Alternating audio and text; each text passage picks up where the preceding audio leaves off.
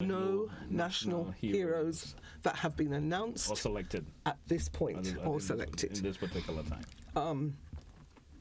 In order to announce and to dedicate national heroes, a committee must be established, and a process must be gone through. Yes. So there must be, for instance, public consultation.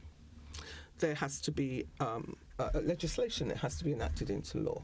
There has to be a committee established, and that committee then has to put together a criteria, right? And then, once all of those things are done, then you can move into looking at, asking for recommendations from the general public or wherever to nominate persons to be given the highest accolade that you could say of being named a national hero. And I believe a lot of that is also linked to what comes from the king. Yes.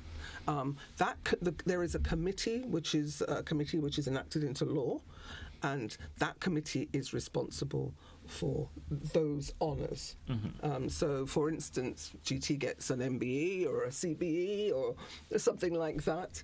That comes from the king. It comes from England. That comes through the Governor General. Those awards are given through the Governor General, and she has an awards committee that is responsible for that.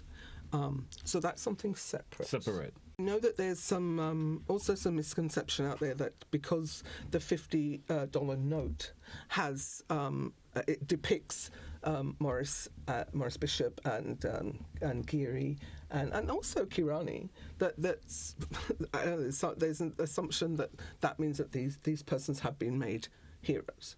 That is not the case.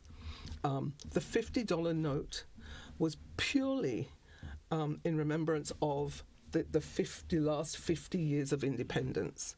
So it had nothing to do with naming national heroes. It's a keepsake. It's a